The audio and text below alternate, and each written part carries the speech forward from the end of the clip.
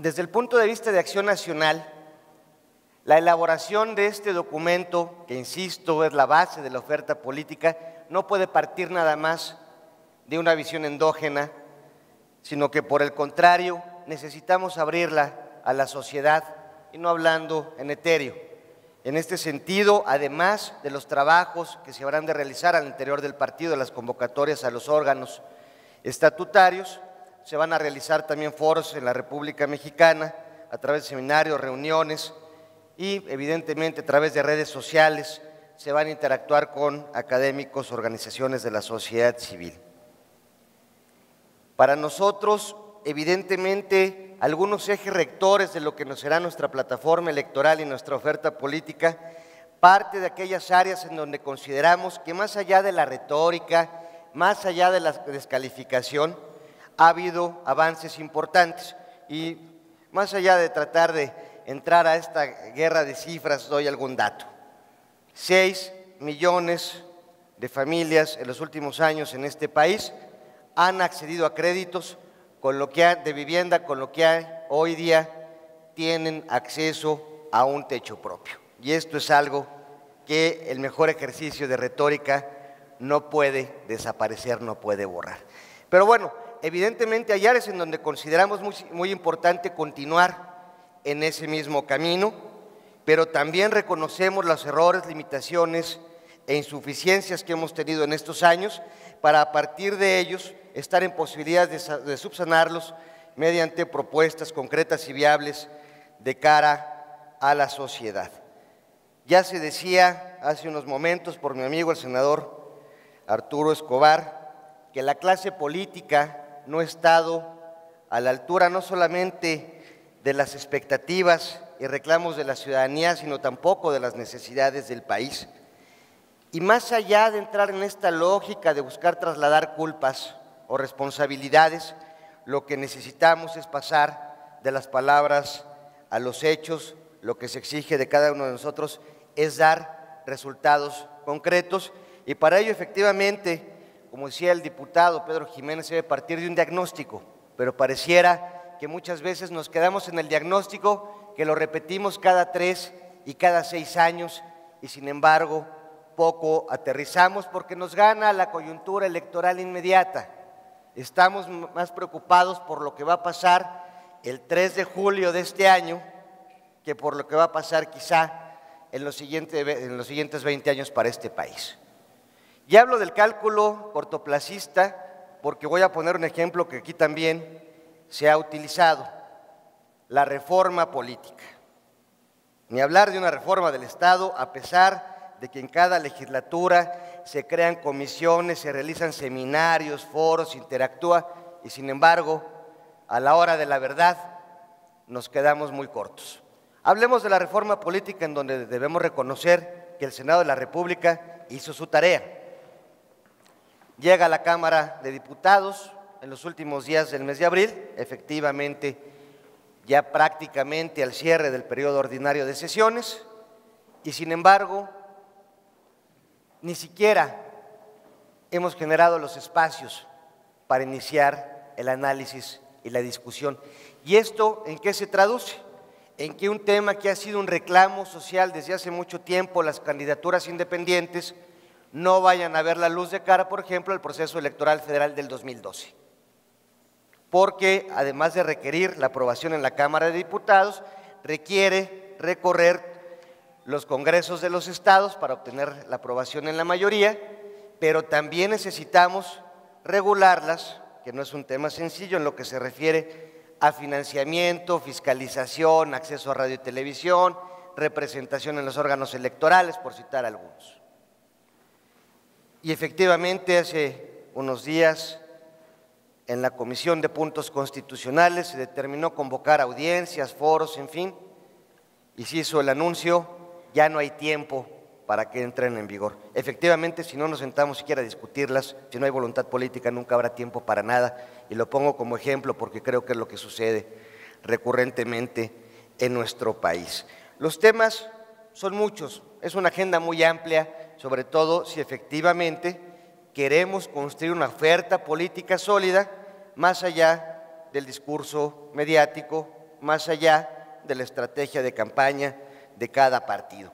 Un tema, sin duda, más allá del reconocimiento no solamente de mi partido o de su gobierno, sino de diferentes instituciones, que ha habido un ensanchamiento importante en los últimos 10 años y un poquito más, porque esto inició quizá a consolidarse a partir del segundo trienio del gobierno del presidente Zedillo. Se ha ensanchado la clase media en México.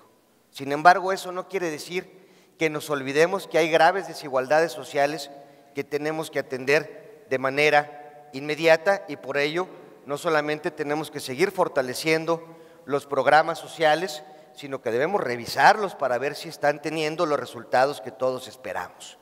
En el tema de la inseguridad, en un primer momento, el gobierno federal se vio en la necesidad de emprender acciones de contención muy concretas, porque efectivamente la delincuencia organizada se ha venido adueñando de algunos territorios ya en la geografía nacional.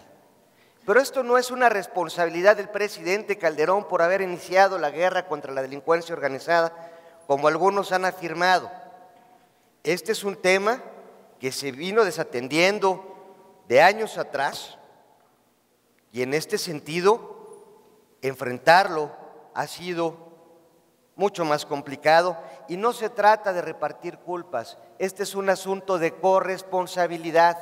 Se estaba hablando de los niveles de impunidad en nuestro país, de cuántos delitos, el porcentaje de delitos que alcanzan una sentencia condenatoria del 2%, habrá que ver si estamos hablando del fuero común, del fuero federal.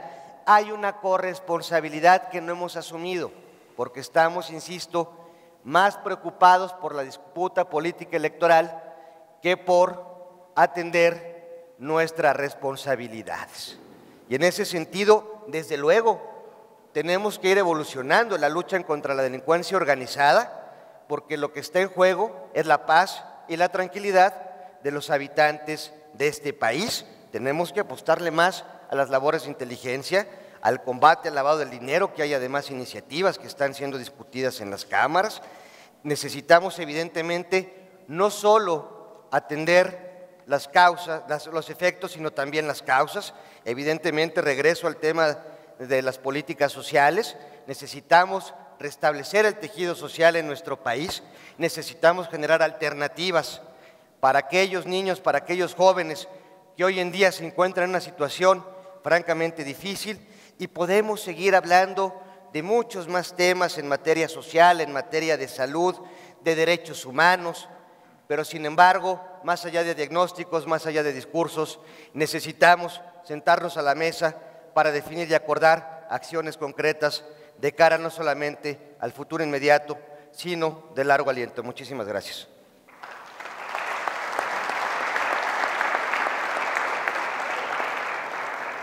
Gracias, diputado. Pasamos ahora a la segunda fase de este debate, con un comentario final de 3 minutos por cada panelista, y tiene la palabra el diputado David Penchina del PRI. Sin duda, el abordar a un panel de encuentro de ideas en términos de la oferta política de cada instituto político tiene que ver con el contexto de la realidad nacional que cada uno de nosotros vivimos hoy en nuestros días. Sin duda, los lugares comunes de ofrecer muchas cosas y pagar menos impuestos y ser poseedores de la verdad, creyendo que con la creación de un programa para adultos mayores, por ejemplo, en la zona metropolitana del Distrito Federal, es un programa que va a resolver de fondo la pobreza en México. Sin duda se olvida que en la memoria de la construcción de instituciones fuimos partes igualitarias en la construcción de un México democrático. Me preocupa saber de qué izquierda hablamos en México. De la izquierda que lo mismo le da aliarse un día con la derecha, en cuanto antes se destruían instituciones y se señalaban derroteros que no le daban viabilidad a México. Me preocupa pensar en una izquierda desarticulada que en la coyuntura del oportunismo político no obtenga en las urnas lo que quiere representar en la decisión colegiada de la decisión de tomar partido en términos de los consejeros federales electorales.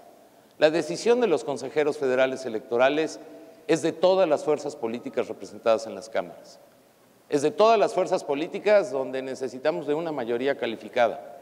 Me preocupa esta izquierda coyuntural y orgánica que trabaja de acuerdo a la agenda y a las conveniencias y a los ritmos de la supuesta propuesta progresiva. En cambio, me tranquiliza mucho el escuchar que la oferta del PAN apenas se va a construir, que la oferta del PAN no es la del secretario de Hacienda que dice que con 6,000 pesos se vive bien en México.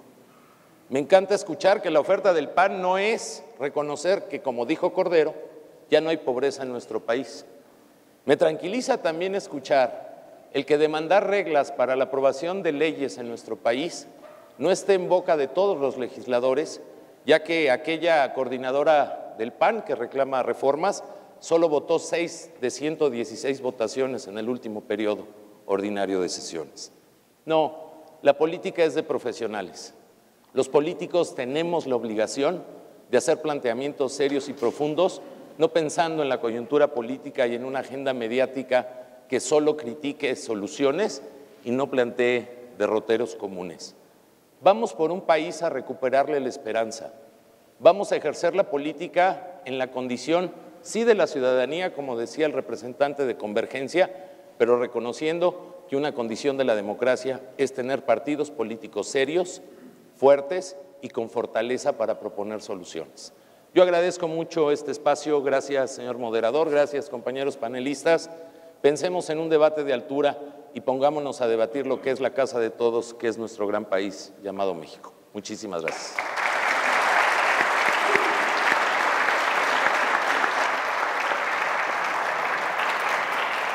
Gracias, diputado Penchina.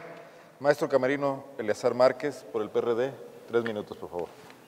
Nos parece a nosotros fundamental que inicie en este importante Estado que ha dado cuenta de pluralidad política y de lucha ideológica por muchas décadas y que hoy en el contexto de la presentación de este libro estemos aquí partidos que estamos interesados en debatir contenido y propuesta de plataforma electoral.